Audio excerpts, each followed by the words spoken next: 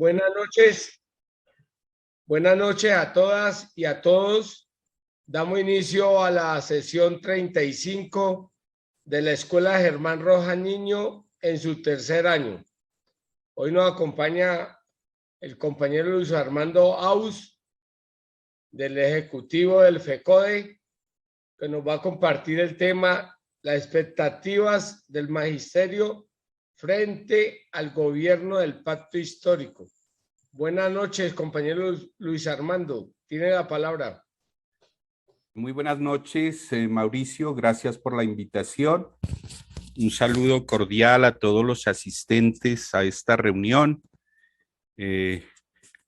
Agradezco infinitivamente esta, reitero, invitación tan importante para dirigirme ante ustedes. Mauricio, ¿inicio con mi charla o es un momento de saludos? No, compañero, usted tiene de 30 a 35 minutos para exponer el tema y después los compañeros y compañeras le empezamos a hacer las preguntas de que tengamos dudas. Listo, Mauricio. Bueno, reiterar el agradecimiento y inicio con mi presentación. Luis Armando Aus Ayala, actual ejecutivo de FECODE, por cooptación en el cargo de la Secretaría de los Asuntos Sociales y Pensionados de el Magisterio Colombiano. Hace un mes apenas me vinculé, yo soy de Nariño, vengo de la presidencia del Sindicato del Magisterio de Nariño Simana durante 5 años y hoy en representación del Departamento de Nariño, pues y con la misión y la responsabilidad de continuar con la lucha de todas esas tareas del magisterio colombiano. Soy de acá del departamento de Nariño, de un municipio fronterizo, justamente ahorita en este momento estoy acá a 500 metros de la frontera con el Ecuador, donde cuando estudié en mi primaria, yo me sabía era el nombre de las ciudades de nuestra hermana República del Ecuador, incluso el himno, porque no había radio, no había televisión, no había energía, interconexión de energía acá en mi vereda. Bueno, desde acá les hablo, desde las faldas del volcán Cumbal, del volcán Galeras, con un frío impresionante en estos momentos de invierno que está casi toda la nación.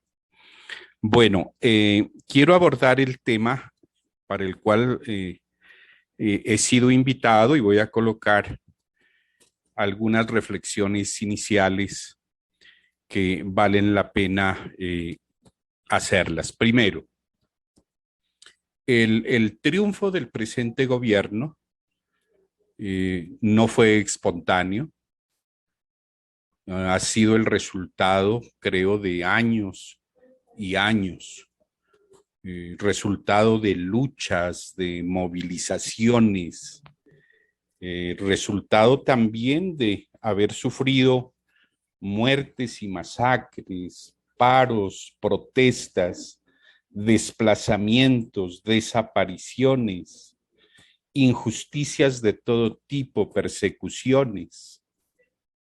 Por eso es que decimos de que todas estas situaciones y lo que pasó pues con el estallido social, producto de esas inequidades y desigualdades enormes, hizo de que hoy tengamos un gobierno por primera vez en 212 años de historia, un gobierno que podemos decir es alternativo, es popular, es de izquierda.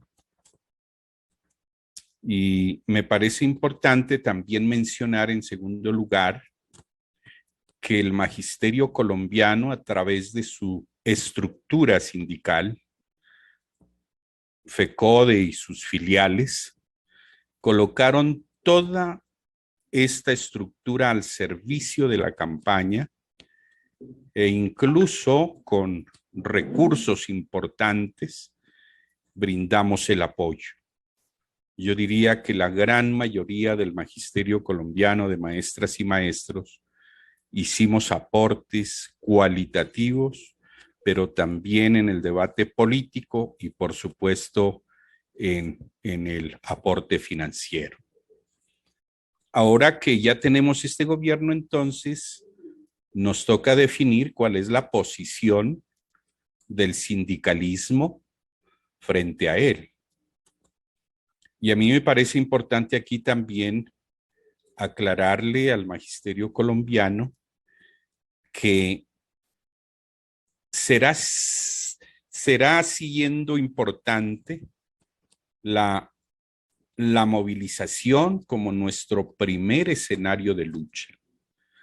Toda esa movilización física que nosotros hemos dado durante 63 años de historia para el caso de FECODE y para el caso de los sindicatos incluso más tiempo, porque fueron primero los sindicatos los que se crearon y luego la federación. Simana, por ejemplo, tiene 70 años de historia, Simator lleva 81 años, ADID 64 años de los que recuerdo. Entonces han sido años y años de lucha y eso fue posible pues tener hoy las reivindicaciones que tenemos. Por otro lado, es conveniente también decir de que con este gobierno algunas veces tendremos que movilizarnos para apoyar las políticas del gobierno. Y hoy vemos cómo eso se hace necesario, puesto que los retractores del gobierno hoy están llamando a movilizaciones, ya van 2 o 3 movilizaciones y seguirán preparando otras. De allí que tenemos que estar muy pendientes para apoyar la gran movilización que se está planteando para mediados de noviembre por parte del mismo gobierno y de los que apoyamos a él. Entonces, pero serán también otras veces, seguramente que nos tocará marchar para exigir, para seguir exigiendo nuestros derechos, pero siempre también manteniendo pues esa autonomía y esa independencia que se requiere. Bueno, el reto del sindicalismo en este momento, yo diría que es coadyuvar en las transformaciones, en los cambios sociales que el gobierno está planteando. Hoy, por ejemplo, me llamó mucho la atención la noticia de que el presidente estaba en Córdoba entregándole a 50 familias alrededor de 591 hectáreas o 691, no tengo el dato preciso, de una hacienda que se le incautó a los Castaños. Y miren qué incidencia tiene eso, pues en la parte social y que en la campaña, pues el gobierno estaba planteando. El gobierno va a cumplir con lo presupuestado en la campaña y nosotros como quienes apoyamos a ese nuevo gobierno, yo diría que nuestra primera tarea es coadyuvar en esas transformaciones sociales, ¿no? Y ahora que el gobierno tiene una gobernabilidad, pues por el momento al menos está garantizada, todo eso puede ser posible. Y también me alegra mucho de que el gobierno y toda su gabinete está consciente, y lo han hecho público también, que van a cumplir con los acuerdos de La Habana y en esa tarea está. Bueno, yo les decía retos del sindicalismo, muchísimos, muchísimos, y sobre todo ahora pues con un gobierno amigo. El primer reto que que hay que plantearle en el ámbito educativo al nuevo presidente, al presidente actual, es que se tiene la urgencia de materializar la reforma vía constitucional al sistema general de participaciones, que permitirá recuperar la financiación adecuada de la educación, la salud, el saneamiento básico y el agua potable. Hoy los entes territoriales están en afugias enormes frente a la reorganización educativa de la planta docente que el ministerio del gobierno anterior venía exigiendo y que este gobierno, a través de su ministro Gaviria, pues al menos hasta ahora no ha sido posible que se pronuncie para que detenga ese proceso de reorganización educativa.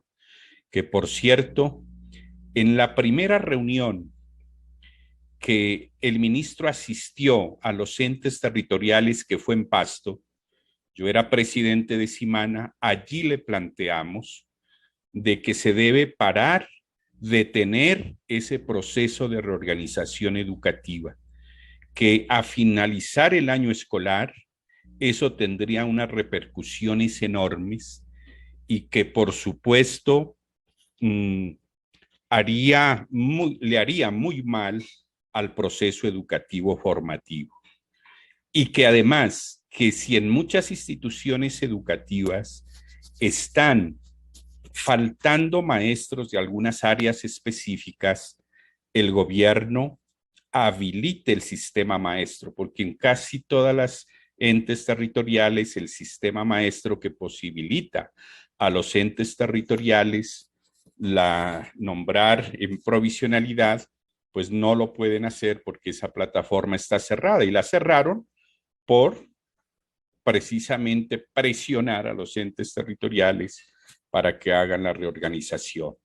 Y yo le planteaba al ministro, cuando vino a Pasto, de que esa reorganización educativa, pues que obviamente está en la ley, producto de lo del acto legislativo 01, ley 715, y que todos los años hay reorganización educativa, pues que mientras termine este año escolar y que se tenga en cuenta la nueva matrícula del próximo año y que por allá en febrero, marzo, se pueda establecer una reorganización educativa que cumpla con algunas características, no necesariamente con las relaciones técnicas que plantea el gobierno, sino tener en cuenta otras variables como alta ruralidad, infraestructura educativa, alimentación escolar, transporte, las mismas violencias que vive la escuela, que está sometida a la escuela por este problema de múltiples violencias en el país.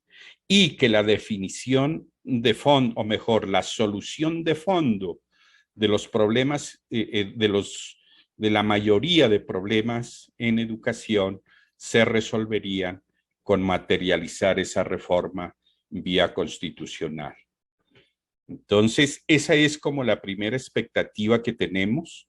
El gobierno se ha comprometido a habilitar las mesas de alto nivel que tiene como tarea materializar ese consenso de reforma y se aspira que a febrero, a más tardar del próximo año, se tenga listo ese consenso para que la propuesta sea trasladada al Congreso de la República y siga su trámite para hacer esa modificación de los artículos 356 y 357 de la Constitución Política. Bueno, obviamente de esa expectativa surgen otras, porque el hecho, por ejemplo, de un estatuto de la profesión docente nuevo significan recursos, y esos recursos tienen que ver pues con el punto anterior. Pero también el gobierno aquí se compromete a dinamizar la comisión tripartita conformada por el Ministerio de Educación Nacional, el Congreso de la República y FECODE. Hace pocos días nos enteramos de que ya en la Cámara de Representantes definieron los 3 comisionados para que conformen esta mesa. O sea, eso es el compromiso que ha hecho este ministro y esperamos que muy pronto empiece a sesionar esta comisión para hacer efectivo un estatuto de la profesión docente que efectivamente la dignifique. Bueno, aquí hay un tema bien importante, estimados asistentes a esta reunión, que los temas álgidos para ese nuevo estatuto son, yo diría, 3. Uno que tiene que ver con la evaluación de desempeño. Ustedes saben que los maestros vinculados mediante el decreto 1278, a ellos año por año, pues les hacen la evaluación de desempeño. A los del 2277 no. Entonces, ¿cómo va a quedar ese punto en el nuevo estatuto? Haciendo aquí también la claridad de que tanto en la Constitución Política como en la Ley 115 está planteada la evaluación. Entonces, tenemos que colocarnos de acuerdo en ese punto. El otro punto hace referencia al de el ascenso. Saben ustedes igualmente también que hay 2 formas de ascender. A una, los del 1278 y nosotros, los del 2277, tenemos otra manera de ascender. Aquí hay como un acuerdo ya tácito en el magisterio y lo que FECODE ha planteado es que el ascenso tiene que ser con 3 criterios. El primero, el título, ¿cierto? El segundo es la experiencia, es decir, tiempos. Y el tercero, lo que es la producción académica. Aquí en el debate, en estos 3 criterios, se centra en qué es lo que se entiende por producción académica. Entonces, eso hay que definirlo claramente, porque no será lo mismo, por ejemplo, plantear aquí que producción académica sea un ensayo o sea un diario de campo que el maestro lleva y que registra todas sus clases. Decir eso no será lo mismo que decir, por ejemplo, que producción académica sea escribir un artículo científico y obviamente publicado en una revista indexada. Eso será distinto totalmente. Entonces, eso hay que clarificarlo. Entonces, en eso estamos. Una vez la comisión tripartita empiece a funcionar, nosotros como magisterio ya tenemos una propuesta avanzada en ese tema, solamente en estos. Y el otro criterio que me faltaba aquí es el tema de la asimilación de escalas salariales. Ahí también tenemos que colocarnos de acuerdo. De todas maneras, para este punto, el 29 y 30 de noviembre y el 1 y 2 de diciembre se ha convocado a la Asamblea Federal y en donde allí se va a socializar lo que se tiene y a recibir orientaciones de la Asamblea Federal para este tema. Eso no significa que solamente esa va a ser la participación de la base magisterial, sino que en pocos días se estará dando a conocer una versión actualizada del documento de propuesta que FECODE tiene para que todos los maestros puedan hacer sugerencias. Bueno, y el otro punto de la expectativa que nosotros tenemos es, yo diría que ya se destrabó el curso de los 8,000 docentes vinculados que tenían la posibilidad de ascender o de reubicarse haciendo el curso. Eso está en en camino.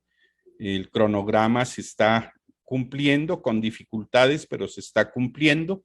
Y aquí el tema es de que tenemos que mirar con el gobierno es los efectos fiscales.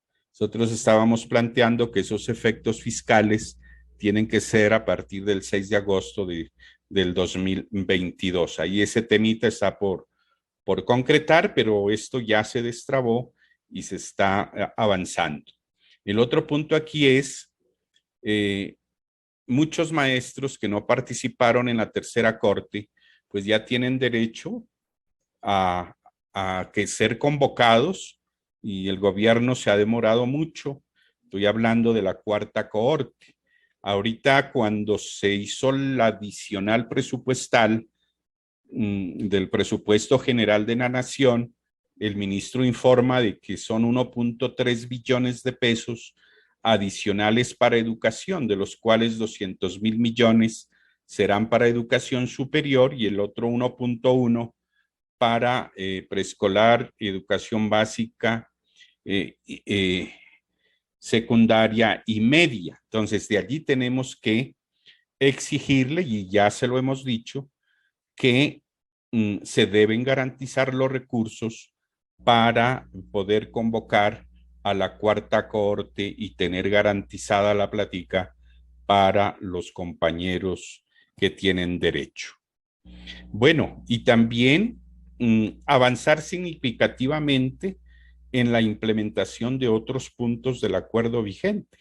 Y para ello, lo que le hemos dicho al gobierno es que es urgente instalar o dinamizar las mesas de alto nivel para la reforma del SGP, la comisión tripartita, la comisión de derechos humanos, porque si ustedes se han dado cuenta, pues en el país siguen las masacres, siguen los atentados, siguen los asesinatos, siguen los desplazamientos de los compañeros maestros y maestras. Entonces, esa mesa de derechos humanos es importante para definir una política que garantice la integridad física y la vida misma de los compañeros. En los otros puntos del acuerdo, pues todos casi que dependen de la reforma al sistema general de participación. Por otro lado, también tenemos la expectativa que con este gobierno se pueda fortalecer la movilización intelectual, la capacidad creativa y propositiva del magisterio para poder contribuir a la solución de los grandes problemas que durante 212 años gobiernos de derecha han impuesto a Colombia. Digo fortalecer la movilización intelectual porque nosotros en toda nuestra historia de lucha lo que sí hemos fortalecido es la movilización física. Y es necesario hoy que en el gobierno del cambio y de la transformación podamos fortalecer la movilización intelectual. Y aquí es clave cómo este gobierno va a asumir la formación permanente de maestros. Eso es clave. Entonces, y para ello, pues nosotros, ustedes saben que tenemos unos instrumentos al interior de FECODE, unos medios que nos pueden ayudar a seguir fortaleciendo esa movilización intelectual, y es a través del Centro de Estudios e Investigaciones Docentes, ¿cierto? Que obviamente funciona en todas las filiales, en unas con mayor énfasis, en otras no tanto, pero de todas maneras el movimiento pedagógico ha sido grande dentro de nuestra federación, pero también fuera, porque hay, digamos, expresiones de movimiento pedagógico al exterior de FECOD. Pero el movimiento pedagógico está allí. La revista Educación y Cultura, más de 147 números de la revista Educación y Cultura, ¿cierto? Y en donde obviamente está toda la memoria de lo que el movimiento pedagógico ha sido. y que hoy les puedo decir de que ha sido recogida esa propuesta de movimiento pedagógico en América Latina. Hay muchos países que han recogido esta propuesta de movimiento pedagógico. Tenemos que seguir fortaleciéndonos en ello. Y el gobierno será parte de eso. Es decir, con su política de formación de maestros, me parece bien importante. Hoy leía un, un, unas, un texto que escribió el rector de la Universidad Pedagógica, el maestro Alejandro Álvarez, que ha sido llamado a la Universidad Pedagógica, la han llamado desde el gobierno, desde el ministerio, para que sea una entidad consultiva en términos de la pedagogía. Y me parece importantísimo porque quien se supone, quien más sabe de pedagogía en el país como institución, pues es la Universidad Pedagógica Nacional. Entonces, eso me parece importante, compañeros. Bueno, hay otros puntos que tenemos como expectativa y es que de parte del gobierno se ha propuesto unos diálogos regionales vinculantes que posibilitan participación, que posibilitan escuchar a quienes jamás han tenido voz y que hoy existe esa posibilidad de colocar allí todas las propuestas que nosotros tenemos en todos los ámbitos, no solo en el ámbito educativo, sino obviamente también en el ámbito social y todo lo que ello significa.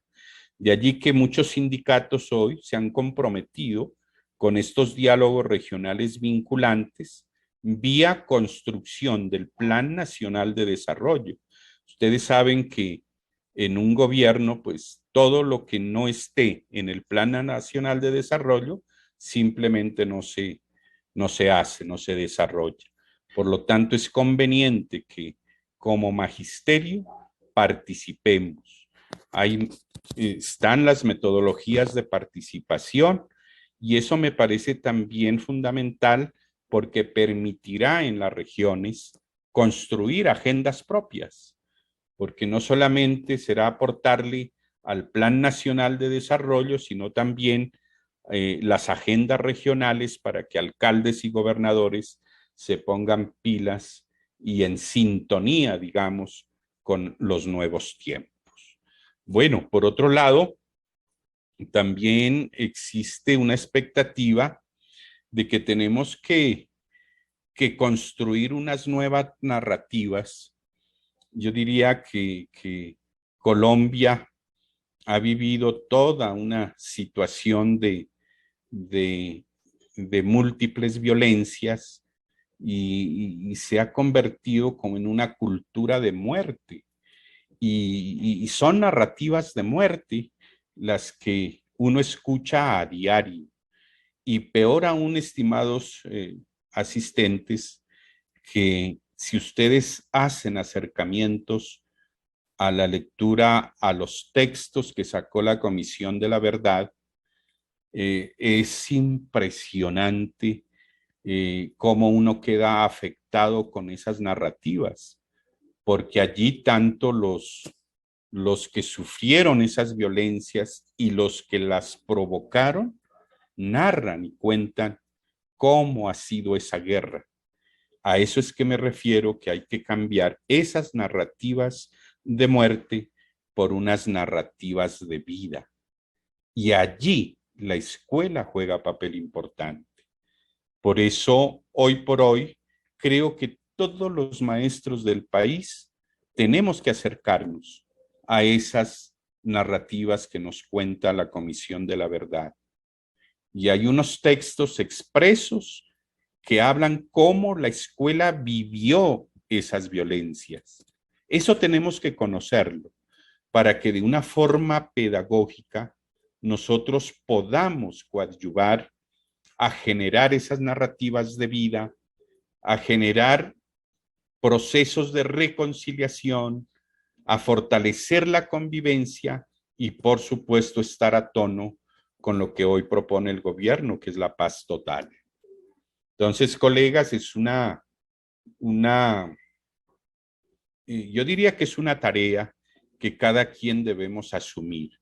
Y si colectivamente las instituciones educativas lo asumen, yo creo que sería importantísimo nuestro aporte a esa paz total que tanto necesita Colombia. Bueno, por otro lado, me parece que hay un tema bien importante que hoy está en discusión amplia en el país, y es el tema de la salud del magisterio colombiano. Quiero comentarles aquí, estimados asistentes, que el gobierno anterior venía por nuestro modelo de salud. No había duda, o sea, querían acabar con el régimen exceptuado de salud. Pues debo decirles de que en los últimos meses de vigencia del anterior gobierno, FECODE estuvo en ese debate. En ese debate, tanto los dos compañeros que hacen parte del fondo, del FOMAC, como todo el Ejecutivo, se dieron unos debates importantes porque querían acabar con el régimen exceptuado. Querían, por ejemplo, que las EPS, que la medicina prepagada, puedan ser parte como que entren también a esos procesos licitatorios. Querían llevarnos o traernos mejor a nuestro modelo a las EPS, y ustedes saben todo lo que hubiese significado eso. Y cuando digo defender nuestro modelo de salud, pues ustedes saben que eso significa no pago cuotas moderadoras, no copagos, no preexistencias, ¿no? Allí quería también el anterior gobierno disminuir el número de regiones. Hoy, hasta ahora están vigentes 10 regiones. El gobierno quería disminuir a 4. ¿Eso qué significaba? Que obviamente esas 4 regiones les aumentaban número de afiliados y, por supuesto, entre más número de afiliados, pues menos efectiva la prestación del servicio. Ahí disminuía en calidad, entre otras cosas. Lo otro es que en el debate con el anterior gobierno se logra la integralidad de salud con el sistema de salud y seguridad en el trabajo, que no lo hemos tenido hasta ahora.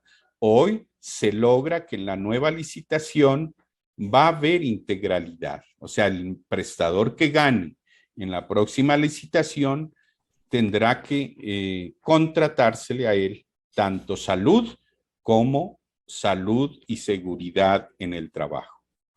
Entonces, colegas, había mucho interés, obviamente, por cambiar el modelo, ¿cierto? Porque la contratación, pues, es bastante jugosa, ¿no? Son billones de pesos, alrededor, como creo, de 8 billones de pesos. Eso es mucha plata. Entonces, bueno, el gobierno el gobierno anterior, a través de la FIDU previsora, se demoró muchísimo en preparar una nueva licitación. Tuvieron un año de prórroga y esa prórroga termina ahora el 31 de octubre, ya. Y no fueron capaces de tener listo el proceso licitatorio. Por eso, obviamente, ¿y eso por qué sucedió? Porque en el consejo directivo del fondo, todo el tiempo estábamos en posición minoritaria en cuanto a votos. 5 son los que hacen parte del consejo directivo del fondo, 3 del gobierno y 2 de FECOD. En todas las votaciones, históricamente siempre haya sido 3-2.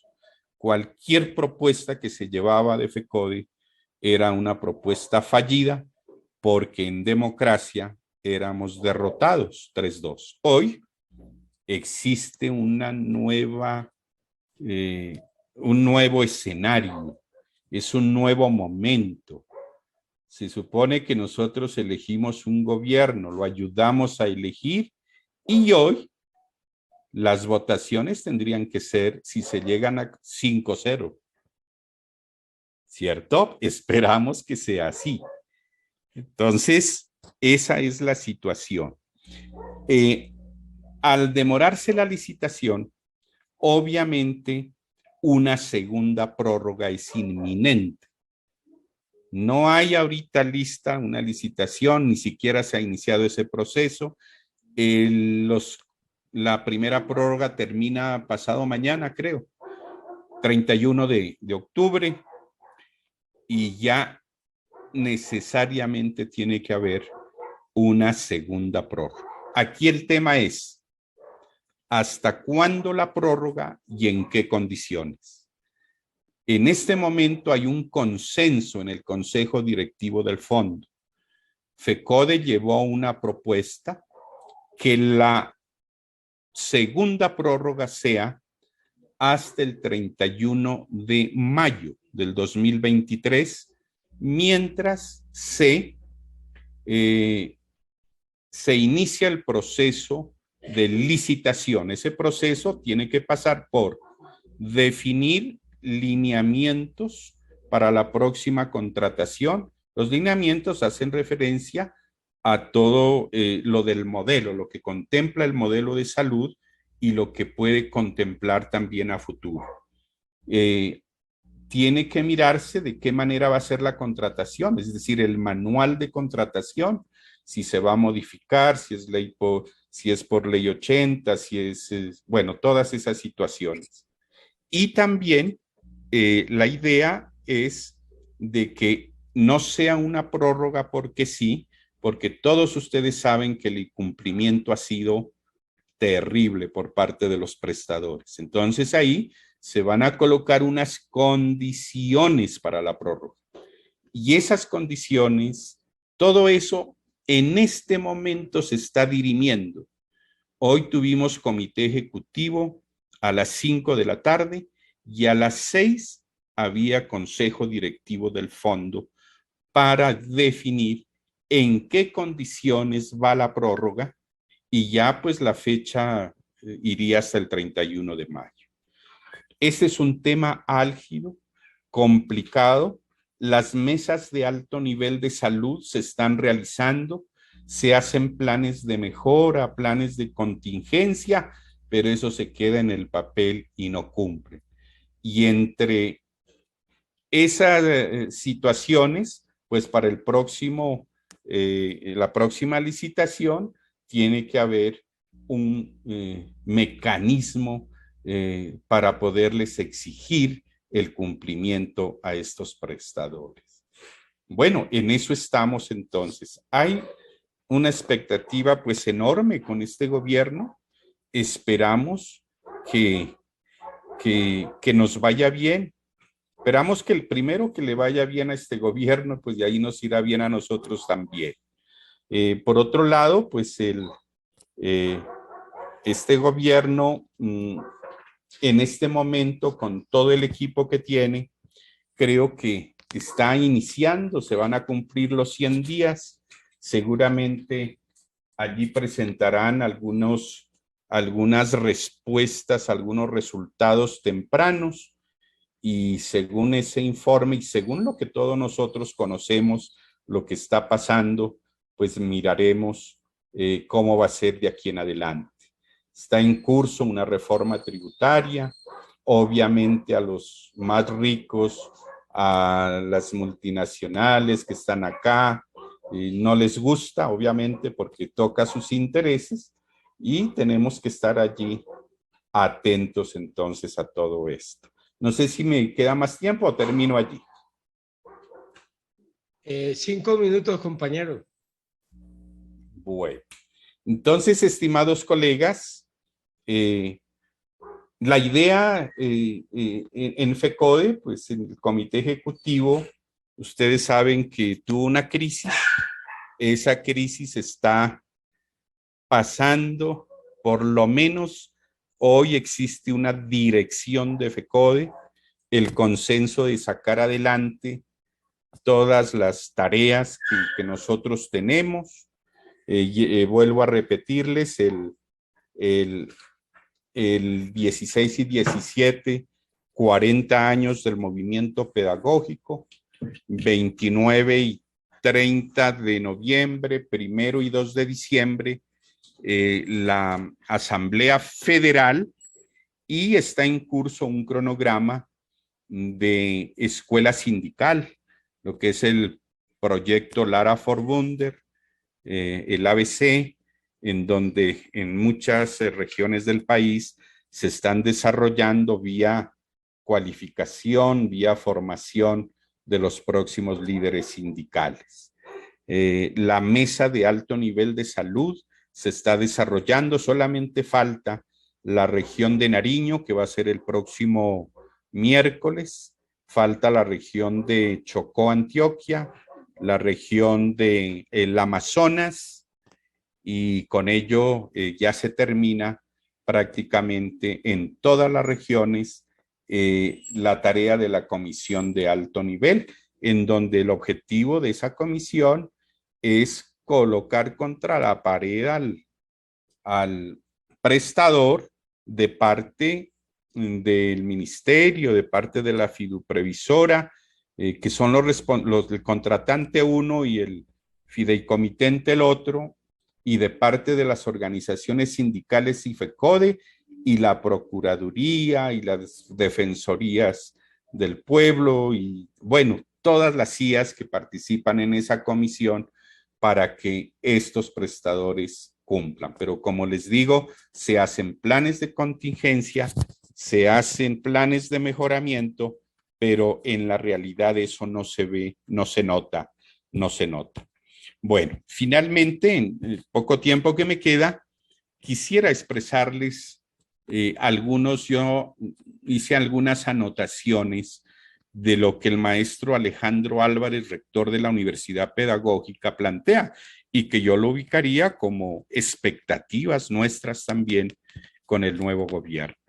Entonces, el maestro Álvarez lo que hace la reflexión es la siguiente, mire, dice, la escuela necesita una transformación pedagógica. Si queremos garantizar una formación eminentemente de carácter pertinente, integral para nuestros estudiantes. Una formación pedagógica. Hay que transformar esa formación pedagógica. Las medidas en las políticas educativas, dice el maestro Álvarez, que introducen los psicólogos, los economistas e incluso los médicos, suelen desviar la atención de este propósito general. El excesivo énfasis en los problemas del aprendizaje, en las teorías sobre el valor agregado en el conocimiento y sobre los procesos neurocognitivos nos hacen olvidar lo que realmente sucede en la escuela y la importancia de pensar en una política pedagógica que le garantice al estudiante su pleno desarrollo. ¿Sí me están escuchando?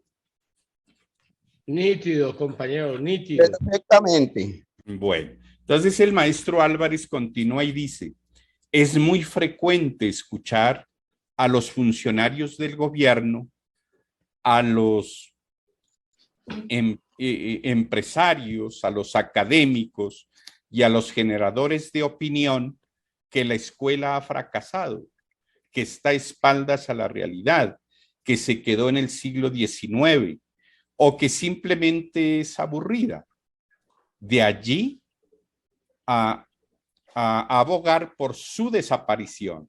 ¿Sí recuerdan todas esas propuestas del Centro Democrático? Eran terribles, o sea, contra la escuela, ¿cierto? Y muchos han querido acabar con y durante muchas décadas hemos escuchado de que la escuela está fracasada, de que no tiene calidad y que hay que buscar otras alternativas, entre ellos privatizarla. Sin embargo, la escuela está ahí, sigue ahí.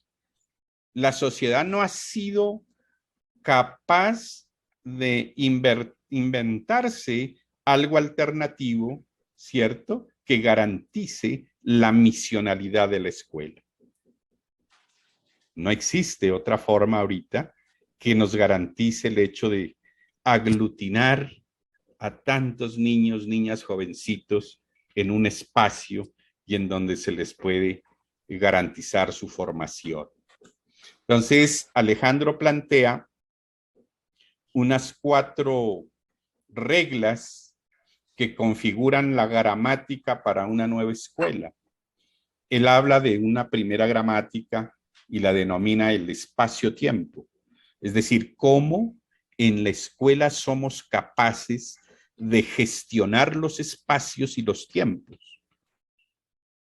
Digo esto porque pues nosotros que hemos estado ahí en el espacio físico de la escuela, sabemos cómo son esos espacios y cómo se utilizan los tiempos. Entonces, ese es un punto clave, dice Alejandro. Como segunda parte, él habla de las emociones. La escuela es un lugar donde las emociones están a flor de piel. Allí es donde se transpira sentimientos antes que conocimiento y razón.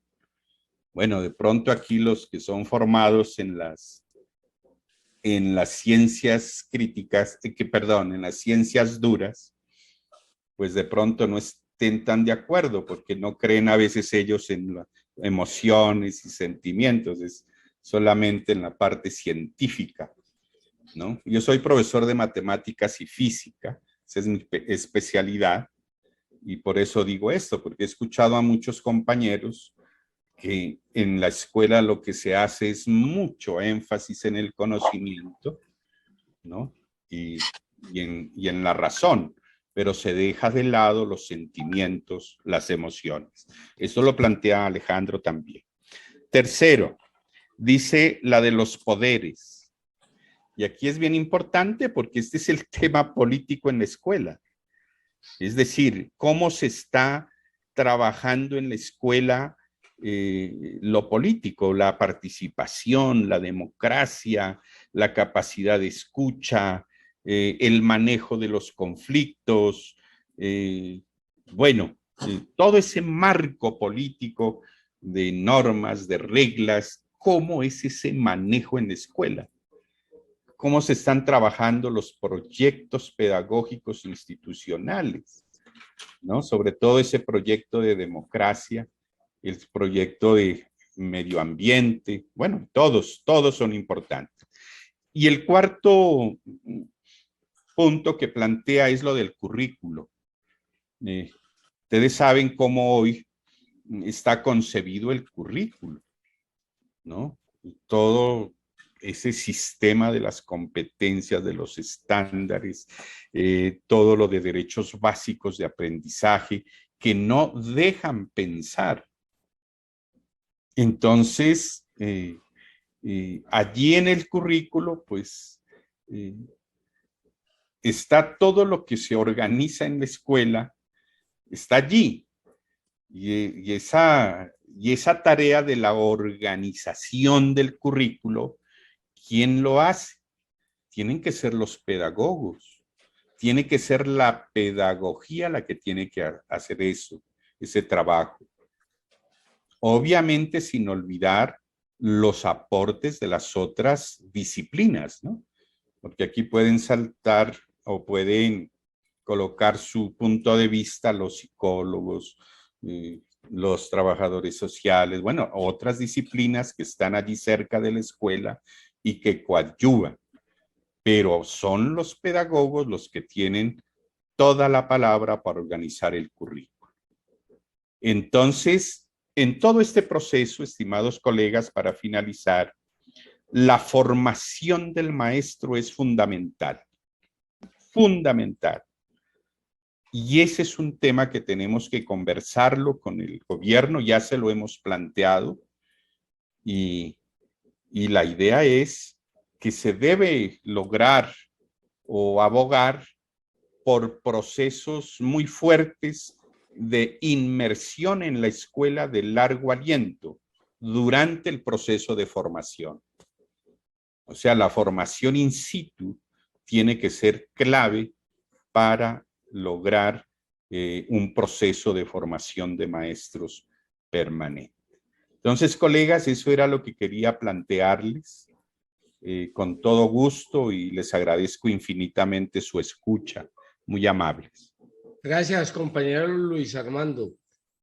Para seguir, hay 3 compañeros, Luis Armando, que llamo a que todos prendan la cámara. Llamo a Javier Falla, a Dilson y a William Rodríguez, que son educadores, y compartan preguntas al compañero Luis Armando. Por favor, prender las cámaras. Ya aprendí la mía. Sí, ya lo tengo aquí, Navi, ya lo tengo aquí. Javier Falla también lo prendió, Consuelo también. Entonces, Dilson, William y Javier, ¿qué pregunta le tienen al compañero Luis Armando?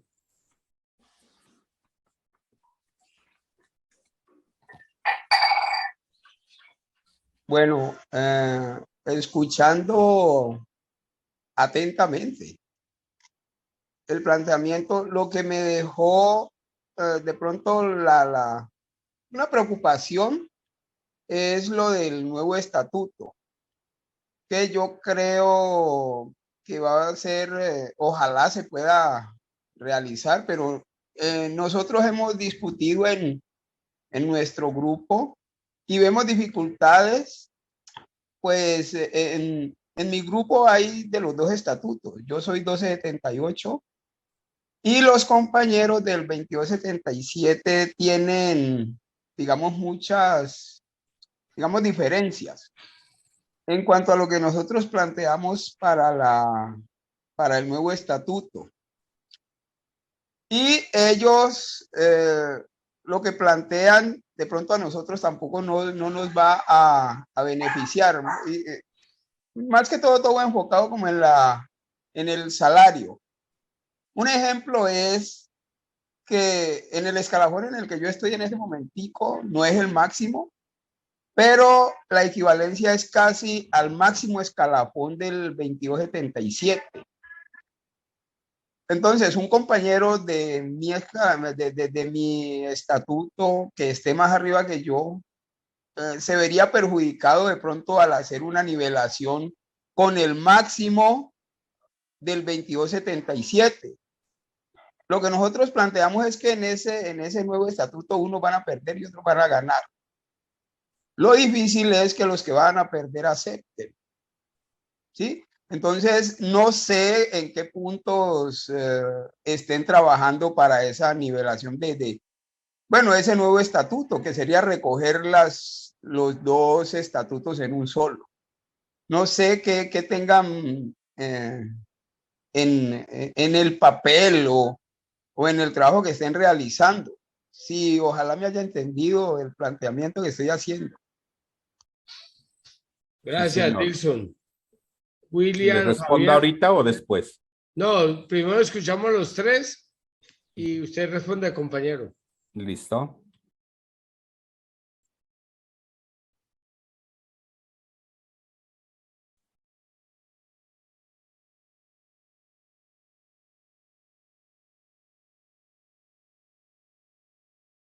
¿O quién otro quiere hacerle alguna pregunta al compañero Luis Armando? Mauricio, si me permite terminar de la presentación al compañero Orlando, que presenté, él es docente también del SENA. Bueno, tiene la palabra, compañero Orlando.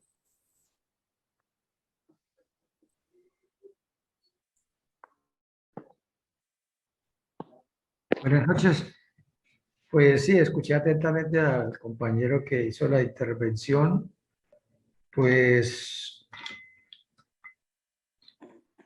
me parece muy acertado en las apreciaciones que tiene acerca de todo lo que debe ser el nuevo rol del magisterio, ya teniendo un gobierno en el cual se estuvo participando y apoyando, y que pues nos traerá, ojalá en el corto y mediano plazo,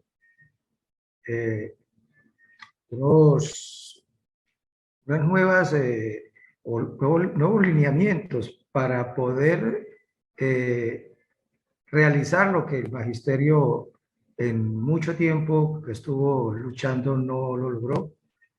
Pues no sé cuál será la visión que tenga el nuevo ministro, Gaviria.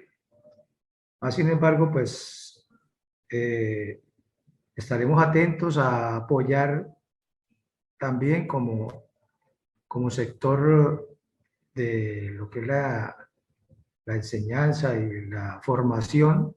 Nosotros como instructores también hacemos parte de formación, en apoyar las políticas que bien se definan dentro del gobierno nacional. Yo sí creo que, pues sí, hay muchas cosas por hacer dentro de todo lo que tiene que ser los derechos de los trabajadores y trabajadoras docentes, tanto del magisterio como del SENA. El SENA es también una institución que forma y forma también trabajadores, por eso depende del Ministerio del Trabajo. Y es importante pues que haya una unidad de criterios en torno a actividades que se puedan realizar para que se pueda desarrollar ese avance en lo que tiene que ver con la educación, con la formación, que de todas maneras estamos todavía en un país con muchas dificultades para llegar a la gente, al campo, a diferentes sectores y formarlos. No es difícil, y sobre todo con las tendencias que hay en modas y donde la gente desde niños están con un celular en la mano. Ya hay niños que a los 5 o 6 años duermen con el celular en la mano, se quedan dormidos a las 2 3 de la mañana y los padres no se percatan o no hacen nada por remediar esa situación, y prácticamente es un trabajo que de una u otra manera los docentes tenemos que ayudar a, a superar, a que eso se vaya resolviendo. Bueno, yo creo que lo que también se hablaba de la parte, el compañero habla de la parte pedagógica y cómo entrar más en esas competencias blandas para poder definitivamente como entrarnos en otro país. La cultura nos tiene bastante rezagados, somos yo creo que uno de los países, claro, uno de los más desiguales de América, y en la educación se refleja también.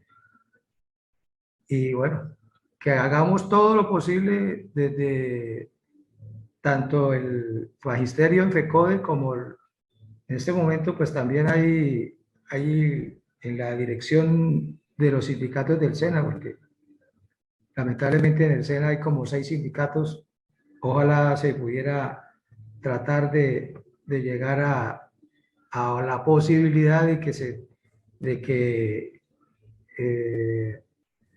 se puedan aglutinar en uno o dos nada más, ojalá uno solo, y que ese uno solo también haga parte de las, o se cree una federación o hagan parte de FECODE. Pero yo creo que todo esto debe también y en este momento ya hay espacios para mirar todas esas posibilidades que se nos abren teniendo un gobierno a nuestro favor y unas políticas diferentes en todo esto. Entonces, yo dejaría por ahí para mirar a ver qué otro compañero tiene otras apreciaciones. Gracias, compañero Orlando. ¿Qué otro compañero quiere contestar o el compañero Luis Armando contesta? Ah, Javier. Hola, buenas noches a todas, a todos. ¿Sí me escuchan? Nítido. Bueno, no, yo pues quería plantear dos inquietudes. Una, de todas maneras, pues el compañero nombró un poco lo del artículo de Alejandro Álvarez, pero me gustaría conocer un poco a nivel de FECODE que vienen trabajando en términos de la reforma del modelo educativo, pues en el sentido de como lo planteó el compañero en términos del papel con relación al nuevo gobierno. Y allí pues básicamente nosotros venimos mejor dicho, el mismo debate que hay a nivel nacional con el modelo económico, hay un debate con el modelo educativo. O sea, necesariamente desde el gobierno Gaviria se implementa el tema de las influencias de una perspectiva estandarizada de la educación y obviamente desde el ministerio un modelo cognitivista mecánico basado en indicadores. Y también un poco ese tema de las competencias hacia competencias laborales. A nivel mundial, Marta Nussbaum desde hace mucho tiempo viene planteando de cómo están desapareciendo las humanidades en la escuela, ¿sí? Entonces, en ese sentido, pues, ¿cómo sería esa posibilidad de una reforma al modelo educativo que tenemos? Y claro, FECODE, las facultades de educación, las normales, y cómo plantear una propuesta que necesariamente coloque el tema de la educación en un lugar diferente al economicista. Esa es una pregunta.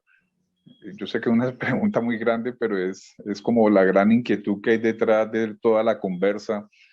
Y la otra pregunta tiene que ver con los estatutos docentes en el sentido, digamos, del proceso que se viene dando a nivel de educación. Ya está protocolizado desde diciembre del año pasado la propuesta de estatuto docente del etnoeducador negro afrocolombiano Raizal y Palenquero, y también ya está, digamos, muy avanzado el borrador del proyecto de decreto del CEIF, del Sistema de Educación Indígena Propio. Y pues digamos, en esta parte, tanto en la parte indígena o en la parte negra afrocolombiana, pues se plantea unos estatutos especiales que además corresponde a lo que dice la normatividad en términos de todo lo que es el 804, la ley 70, el convenio 169 de la OIT. Gracias. Gracias, Javier. Compañero Luis Armando, tiene la palabra. Ya. Claro que sí, muchas gracias. Perdón. He estado muy atento a las inquietudes de los compañeros y me voy a referir a lo que expresa el primer compañero que habló. ¿Me recuerda su nombre, colega? Dilson. Nilsson, ya. Muy amable. Con D, Dilson. Dilson, perfecto. Él tiene una inquietud sobre el nuevo estatuto en el tema de la nivelación salarial. Este es un estatuto que se va a consensuar primero con el magisterio, con las maestras y maestros. Y ese es uno de los criterios que le decía no está claro todavía. Pero por supuesto allí hay una premisa que hay que tener en cuenta, y es que cuando se vaya a hacer la propuesta de nivelación salarial, coger una escala salarial 1278 y la nuestra, y la negociación con el gobierno, y lo que se le plantearía es teniendo en cuenta los máximos, no los mínimos. Entonces ahorita, por ejemplo, un maestro que está en la 3D pues obviamente tiene un salario muchísimo más grande que un maestro que de la 14. Entonces, será imposible llegar a un acuerdo entre nosotros si nivelamos teniendo en cuenta la escala salarial del 2277. Ahí no va a haber acuerdo. Será al contrario. Entonces, allí en eso se está trabajando y miramos a ver cómo llegamos a un consenso primero entre nosotros, los maestros y maestras, y luego sí consensuarlo con el gobierno. Entonces, creo que en eso tiene que tener la tranquilidad, colega, porque FECODE no va a plantear una nivelación que perjudique a ningún maestro. Tiene que ser todo lo contrario, que ganemos. Y aquí también abordaría el tema que planteaba Javier sobre, por eso es que nosotros en FECODE ya cambiamos el discurso, ya no hablamos sobre estatuto único. Ya FECODE no está hablando sobre estatuto único, porque por supuesto conocemos que el estatuto indígena, el estatuto afro es un hecho. Entonces ya no va a haber estatuto único. Simplemente hablamos del estatuto docente, del estatuto de la profesión docente, que tendrá que fusionar pues los dos estatutos 2277 y 1278. Bueno, el compañero Orlando hablaba sobre la unidad sindical que debe haber. Y por eso es que nosotros desde FECODE hemos tratado al máximo de que no haya sindicatos paralelos en FECODE. Pero a pesar de toda nuestra insistencia, esos sindicatos paralelos siguen apareciendo.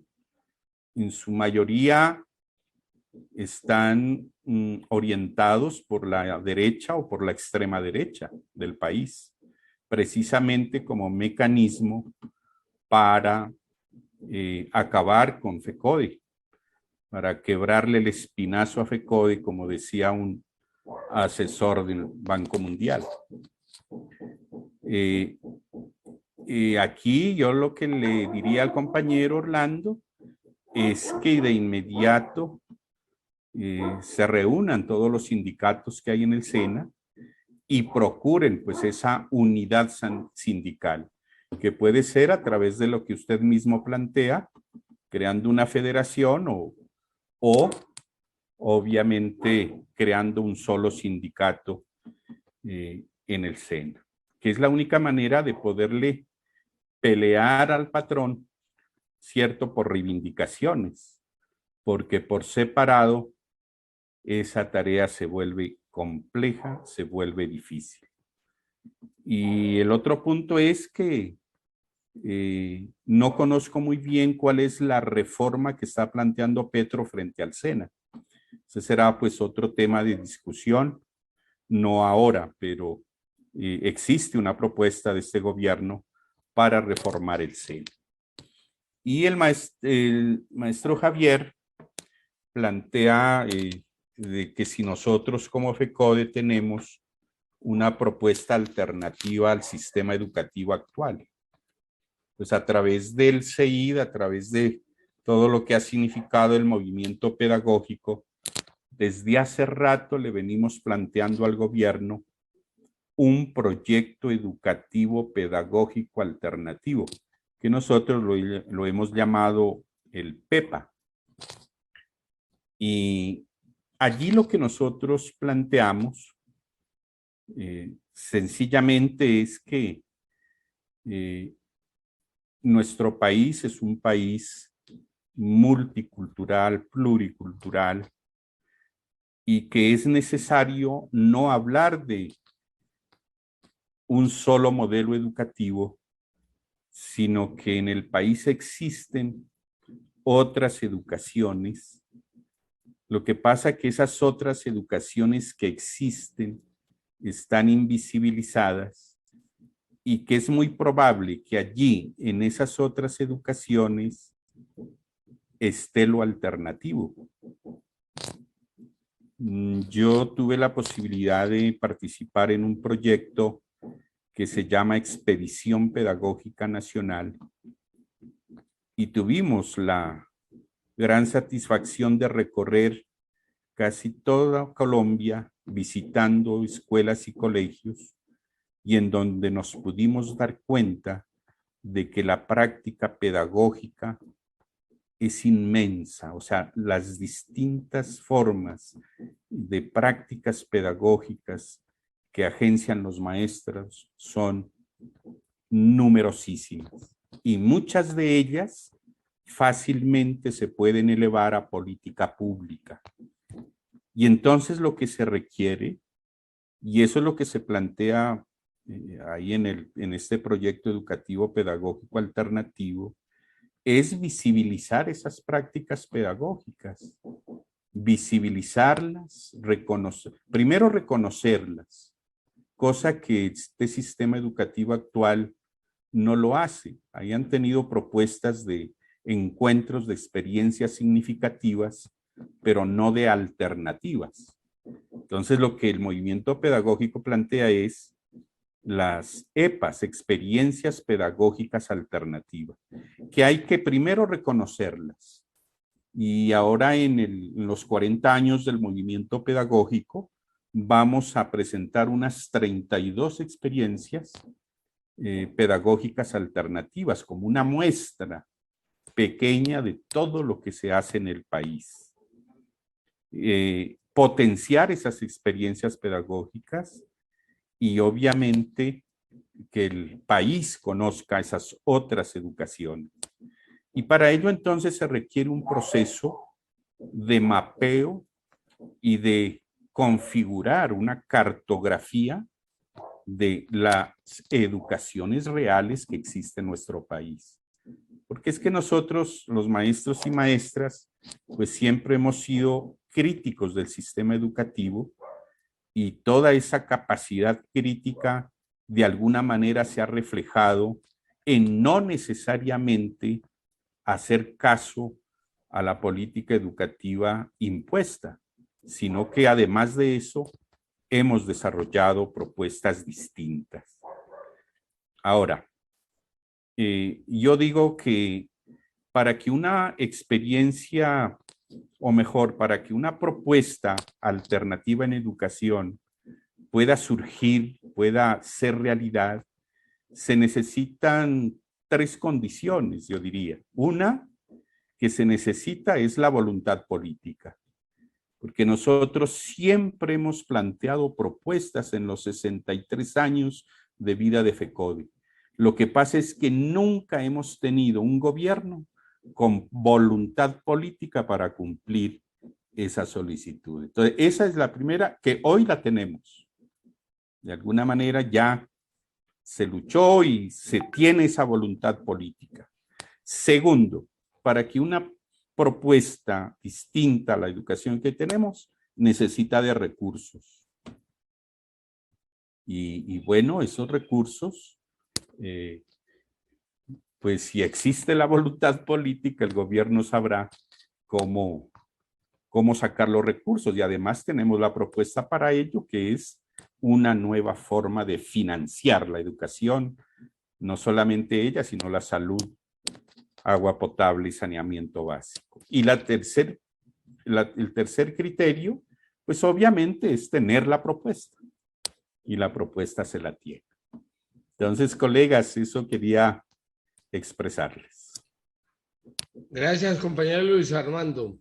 Perdón, ¿será que otro datico? Es que cuando me pidió que interviniera, yo tenía 2 daticos y 3, y pues como por cuestión de tiempo, entonces apenas expuse sobre uno.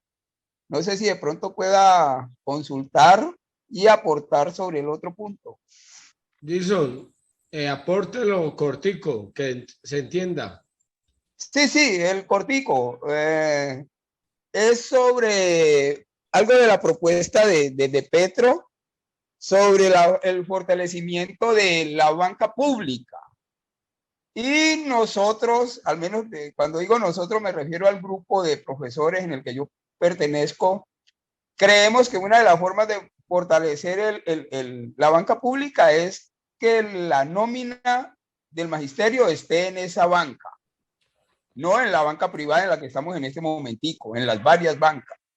Ese puntico, a ver, para que usted pronto nos traslade esa idea allá en sus reuniones. Que la nómina del magisterio, al menos la de nosotros, del Valle, esté en la banca pública para fortalecer la banca pública, que es del programa de Gustavo Petro. Y la otra tenía relación con algo que usted habló sobre el currículum.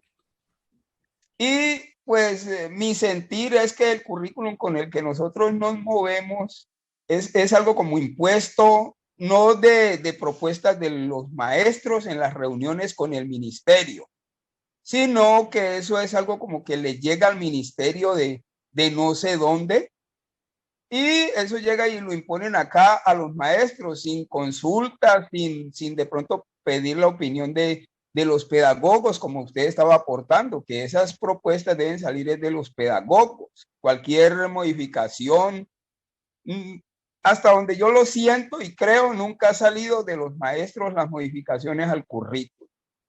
Entonces yo creo, preguntándole a usted, y perdón por mi desconocimiento, el término de competencias que nosotros lo vemos, yo por lo menos no lo veo mal, lo veo mal, lo veo mal, competencia, porque es que competencia, yo no le veo pedagogía allí en eso, porque en competencia hasta la trampa sirve para que alguien gane, mirando el término competencia. Entonces yo quisiera saber de dónde nos llegó a nosotros, y yo veo eso impuesto. Y lo otro de las competencias es que mucho formato, y a veces, la mayoría del tiempo, se queda, digamos, el currículum oculto, que es lo que el maestro tiene para trabajar, y eso se deja de un lado, toca olvidarlo por el mucho formato. Usted tiene que ceñirse al formato con el cual se está trabajando, que ya está montado e impuesto en el currículum. Ojalá me haya entendido. Gracias. Dele, compañero Luis Armando, para cerrarle la escuela. Y yo creo que lo que el compañero maestro plantea, yo estoy de acuerdo pues con sus inquietudes, más que preguntas, creo que eran aportes. Totalmente de acuerdo que los currículos que se han desarrollado, que se están desarrollando, son currículos impuestos. Generalmente vienen ahora que somos parte de la OCDE, generalmente vienen propuestas de estos países, sino de Estados Unidos o de España, pero que son mal copia de esos currículos que vienen de otros países. Totalmente de acuerdo, el currículo hay que cambiarlo, hay que modificarlo, y yo creo que hay que volver a los lineamientos curriculares. Yo creo que esa tiene que ser la propuesta. Hay que volver a los lineamientos curriculares, no estandarización, no competencias como lo plantea el ministerio, no derechos básicos de aprendizaje como lo plantea el ministerio. Entonces hay que volver a a lo de la ley 115, que eran los lineamientos curriculares. En eso se debe trabajar, y la propuesta debe contener este tema de lineamientos curriculares. Gracias, Mauricio. Compañero Luis Armando, de parte de la Escuela Germán Rojas Niño, le queremos agradecer su participación hoy aquí, y esperamos contar con su presencia próximamente. A todas y a todos los compañeros presentes, muchas gracias. Prendemos la cámara para despedirnos del invitado. ¿Y qué opinión tiene de lo de la banca pública, el fortalecimiento de la banca pública? Yo estoy de acuerdo con usted. El problema allí es de que muchos maestros, no sé si pensarán lo mismo que usted, porque ¿Quién es la banca pública? Habría que hacerse la pregunta. ¿Banca pública quién? ¿El Banco Agrario? Ese es en el que pensamos nosotros. Por eso, pero mire que, por ejemplo, bueno, a pesar de que Banco Agrario tiene casi tiene filiales en todos los municipios, pues no sé qué pensará el resto de maestros, ¿no? Pero yo estaría de acuerdo con eso, pero hágale la pregunta a unos 10 compañeros a ver qué piensan sobre el tema y seguimos conversando sobre ello. Sí, no, es que la traigo precisamente, perdón, la traigo precisamente por lo que hemos charlado en el grupo de maestros, que somos más o menos 200 y pico de maestros en el grupo que estoy, y esa propuesta está. Entonces, por eso se la traía a usted en esta oportunidad para que usted la llevara allá a... bueno, voy a colocar en consideración eso en el comité ejecutivo y... Esa es la idea. Lo analizamos. Perfecto, Dilson. Entonces, compañero, le repito las gracias. Aquí, compañero Luis, tenemos a nuestro decano que es Javier Fallá. Se nos retiró la coordinadora y prendemos la camarita, por favor, y le decimos chao, compañero. Muchas gracias. Muchas gracias, señor Richard. Ustedes, muy amable. Gracias, Mauricio. Y para todos y todas, feliz fin de semana. Chao, chao a todas. Y a todos. Muchas gracias. Gracias. Vamos la juega, Mauricio. Hasta luego ahí todos los compañeros. Gracias, exposición. Muchas gracias. Bueno, chao. Chao, chao.